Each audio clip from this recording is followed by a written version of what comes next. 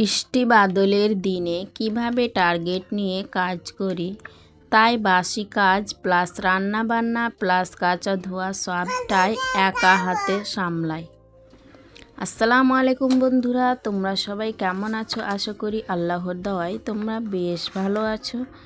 আলহামদুলিল্লাহ, আমরাও বেশ ভালো আছি।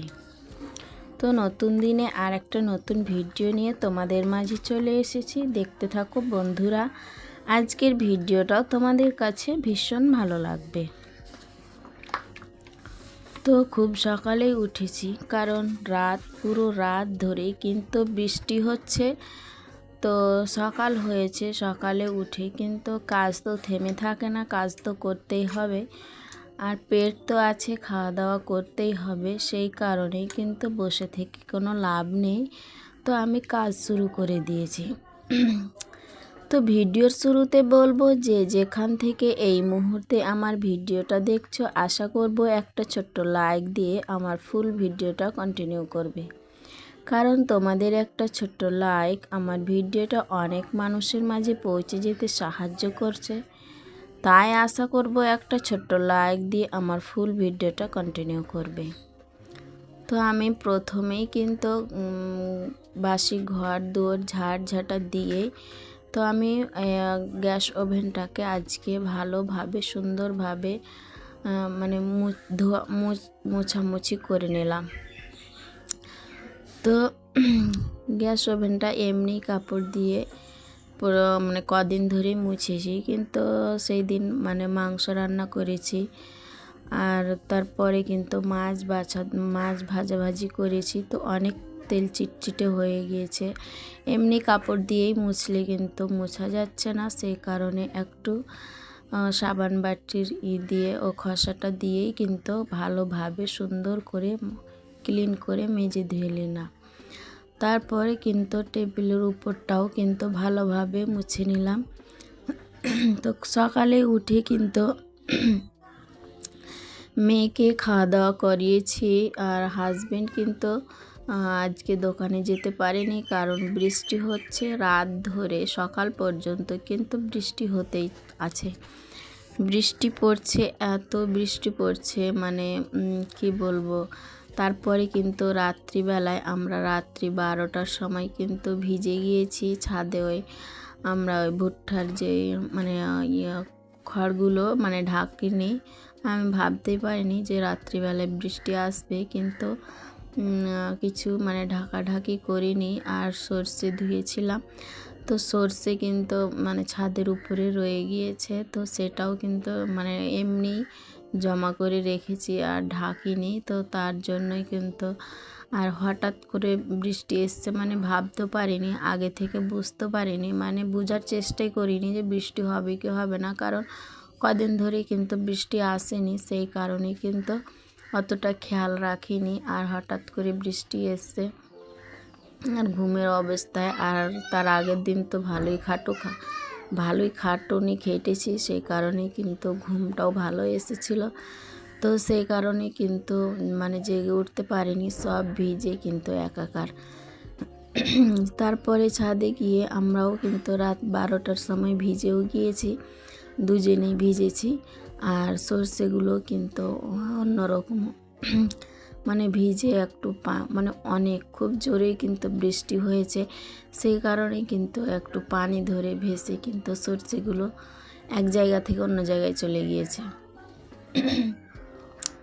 তারপর সব কিছু ঢাকাঢাকি করতে আর সর্ষেগুলো উঠাতে কিন্তু আমরা ভিজেই শেষ দুজনেই। তো রাত্রি 12টায় আবারও তখন জামা কাপড় চেঞ্জ করে তখন সব কিছু কমপ্লিট করে আবার শুয়ে পড়লাম। তো তারপর কিন্তু সব কিছু ঢাকাঢাকি করেই কিন্তু চলে এসেছি। তারপর কিন্তু সকালবেলায় মানে উঠেই কিন্তু সব কিছু করে বাসি কাজ সেরে কিন্তু আমি কাপড়ও কাচা ধোয়া করে নিয়েছি।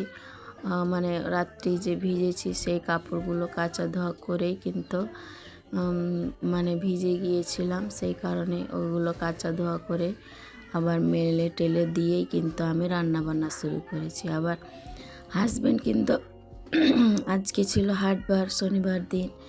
তো হাজব্যান্ড আবার হাট গিয়েছিল, তো হাট থেকে এসব কিছু কিনে এনেছে, মানে পুঁটি মাছ, তারপর পাঙ্গাস মাছ। আর আজকে হবে রান্না বান্না পুঁটি মাছ দিয়ে বেগুন। আর তো পুঁটি মাছ দিয়ে বেগুন রান্না করা হবে, আর পুঁটি মাছ ভাজি করব, হালকা ঝোল করব। তারপরে কিন্তু পাঙ্গাস মাছ মানে কষা কষা করে রান্না করব, কারণ পুঁটি মাছ ভাজি করব। পুঁটি মাছ মানে ছেলে খুব ভীষণ ভালো খায়, তো পুঁটি মাছ ভাজি করে ছেলের জন্য নিয়ে যাব। সেই কারণে কিন্তু আমি পুঁটি মাছগুলো কিছুটা ভেজে নিলাম। তো আমরা ভাজিটা বেশি খাই, তো মানে আজকাল কিন্তু আর খেতে মন চাইছে না। ছেলের জন্য কয়েকটা ভেজে নেব, তারপরে কিন্তু পাতলা ঝোল করব। তো এভাবেই কিন্তু আমি রান্না বান্নাটা কমপ্লিট করছি। একদিকে রান্না বান্না করেই কিন্তু আমি ওইদিকে কিন্তু সবজি বাজারগুলো কিন্তু গুছিয়ে নিয়েছি। তো যে সমস্ত দিদি বোনেরা আমার চ্যানেলের মধ্যে নতুন এসেছো, আমার ভিডিও প্রথমবার দেখছো, আমার ভিডিও দেখতে যদি তোমাদের ভালো লেগে যায় তাহলে আমার চ্যানেলটাকে সাবস্ক্রাইব করে বেল আইকনটা প্রেস করে দিতে পারো। এতে করে যেটা হবে, আমার ভিডিও ছাড়া মাত্রই তোমাদের কাছে নোটিফিকেশন সবার আগে পৌঁছে যাবে, আর তোমরা তখন সময় সুযোগ করে দেখে নিতে পারবে। আর যারা অলরেডি এই কাজটি করে দিয়েছো তাদেরকে অসংখ্য ধন্যবাদ।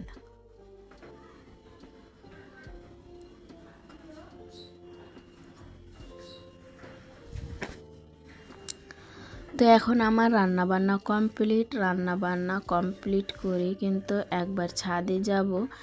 মানে আমাকে কিন্তু মানে দুবার খাটুনি খাটতে হয়েছে সর্ষের পিছনে।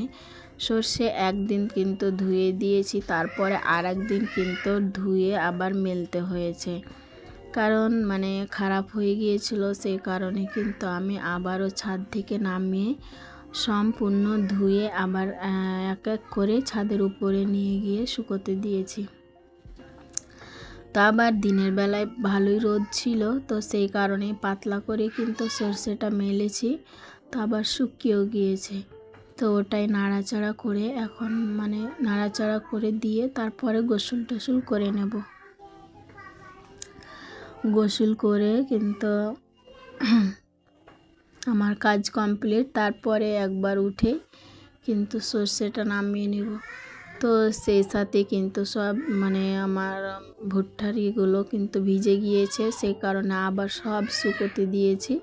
তো তাড়াতাড়ি করে রান্নাবান্নাটা কমপ্লিট করলাম, আর হাজব্যান্ডকে কিন্তু ফোন দিয়ে ডাকলাম। তো এসো, মানে দুইজনে মানে হাতে হাতে কাজগুলো কমপ্লিট করে নেব। তো আজকে সম্পূর্ণ কাজ কমপ্লিট করেই কিন্তু একদম সন্ধ্যাবেলায় গোসল করে কিন্তু মানে সব কিছু করে নিয়েছি। ভাবছিলাম দুপুরবেলা গোসল করে নিব, কিন্তু গোসল করা হয়নি। সব কাজ কমপ্লিট করেই কিন্তু মানে যা আসলো মানে ভুট্টার মোচা খোসাগুলো যা আছে সব কমপ্লিট করে নিয়েই কিন্তু সন্ধ্যাবেলায় গোসল করেছি। হাজবেন্ড আর আমি দুজনে, আর কাজ নেই, বাইরের কাজ আমার কমপ্লিট আজকে।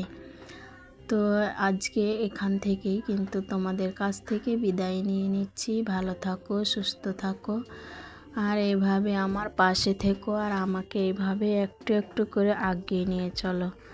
আর আমার ইউটিউব পরিবারকে বলছি, তোমরা সবাই ভালো থাকো, সুস্থ থাকো, এটাই আমি চাই। আর আমার জন্য দোয়া করো, আর তোমাদের জন্য অনেক অনেক দোয়া আর ভালোবাসা রইল। তো বিকেলবেলায় আর কোনো কাজ দেখাইনি, অনেক কাজ করেছি আজকের দিনটায়। তা আজকেই কিন্তু আমার বাইরের কাজ সম্পূর্ণ হলো, আর শেষ, আর বাইরের কাজ নেই, সংসারের কাজ তো আছে। আসসালামু আলাইকুম, ভালো থাকো।